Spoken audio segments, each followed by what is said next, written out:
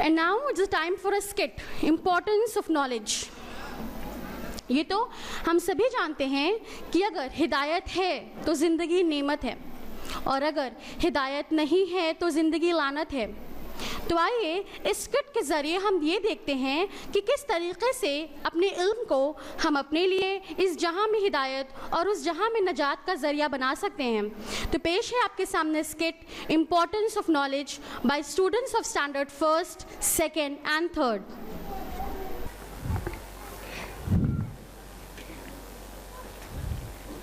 अरे आपा, आपका सूट तो बहुत प्रीटी है। अरे ये तो कुछ भी नहीं है, ये तो बस ऐसे ही है। ये सिर्फ 5000 का है। सूट तो वो है जो मैंने कल शॉपिंग में बड़े वाले मॉल से लिया है। वो पूरे 20,000 का है। जब मैं पहनूंगी तो सब मुझे देखते रह जाएंगे। अच्छा भाई, बहुत खूब। अरे बेटा, stop watching TV. Get up and go to study. You have a test tomorrow. Oh no, Mama. I'm watching my favorite dance show. I will study later. Yeah, I know that you love dance shows. पर अभी तो पढ़ लो ना मेरे बच्चे, बाद में खूब टीवी देखना। इसे डांस बहुत पसंद है, कहता है बड़ा होकर डांसर बनूंगा। पर बेटा, अपनी मम्मी की बात मानिए, अभी पढ़ लीजिए। हाँ बेटा, पढ़ लो। अरे वेट मम्मा, बाद में पढ़ लूंगा, कह दिया ना। अरे बेटा, तुम तो मेरी बात सुनते ही नहीं हो। बहुत जिद्दी हो गया है, कुछ सुनता ही नहीं। क्या करूं, बस पूरा दिन टीवी, डांस, फिल्म, गाने। बिल्लू, सी who's on the door? Oh Mama, don't disturb. You see yourself. ओफो, ये तो कुछ सुनता ही है।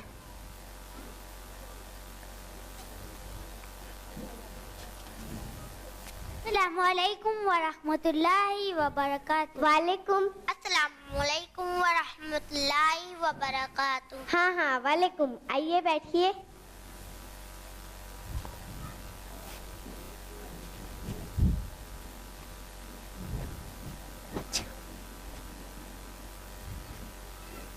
जी, कैसे आना हुआ?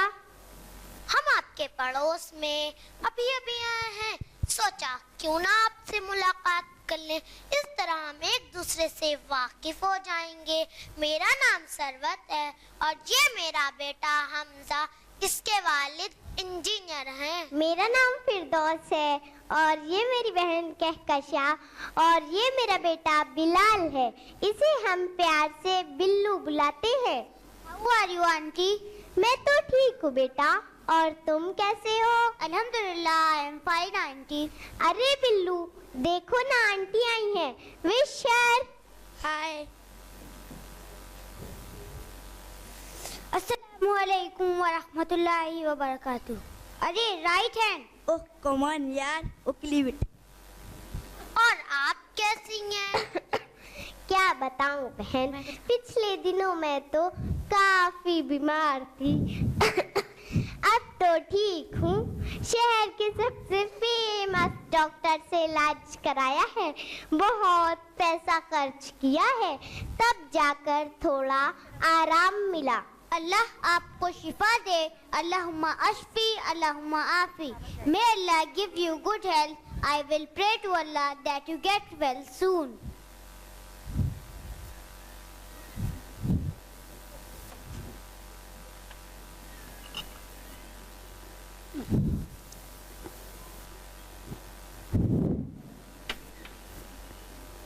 Excuse me, Bilal.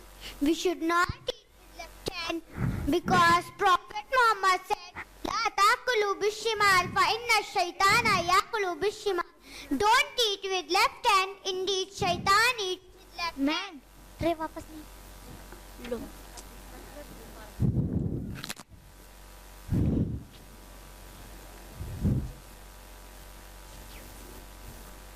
Did you say anything? I just recited dua after eating.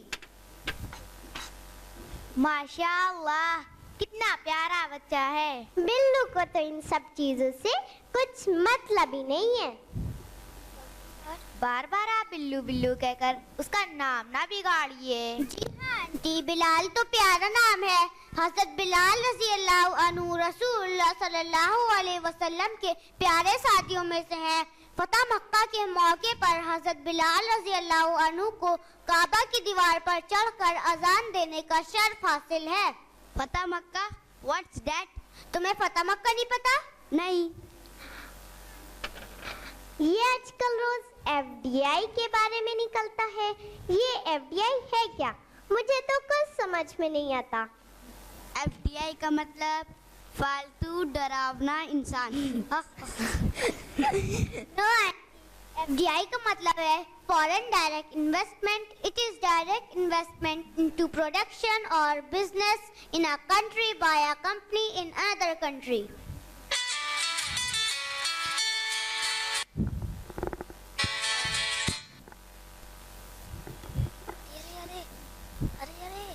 Hello, hi, happy birthday.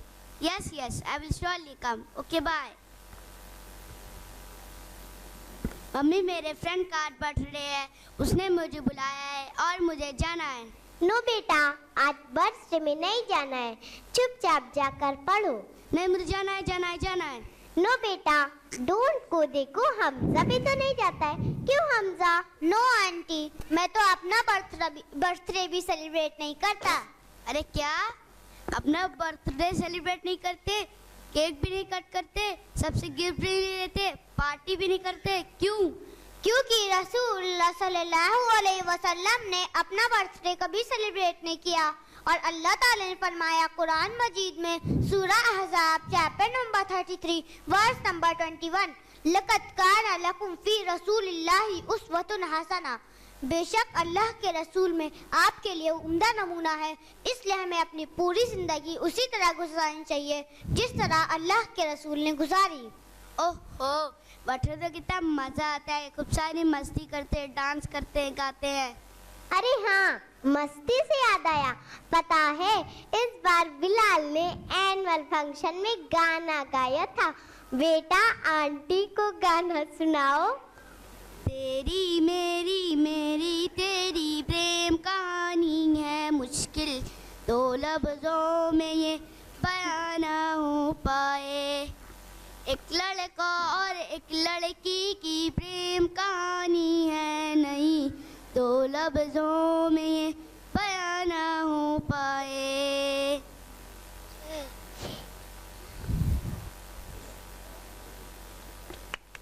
और हमजा, तुम्हारे स्कूल में क्या हुआ था? हमजा ने तो शॉर्ट स्पीच प्रेजेंट की थी, सुना दो बेटा। Sure mom, I presented there a short speech. The topic of my short speech was right of parents. The Quran teaches us that we must always be kind to our parents. It mentioned in Holy Quran, Surah Isra, chapter number 17, verse number 23. وَقَضَى رَبُّكَ أَلَّا تَعْبُدُوا إِلَّا إِيَّاهُ وَبِالْوَالِدَيْنِ إِحْسَانًا means, and your Lord commands you to worship none other but Him. Our mothers give birth to us and our father love and care for us. Our parents raised us, taught us good manner and cared for our happiness and comfort. We should try to do those things that will earn us the prayer of our parents. I would like to end my talk with a beautiful prayer for our parents. It mentioned in Holy Quran, Surah Isra, chapter number 17, verse number 24. Rabbirhamhuma kama rabbayani saghira means, my Lord have mercy on both of them as they did care for me when I was young. Jazakumullahu khaira. It's too boring. नहीं, हमारे school में भी singing और भी activities होती हैं, लेकिन वो जो हमें अल्लाह और उसके रसूल के करीब ले जाए। माशाअल्लाह, बहुत अच्छा बेटा।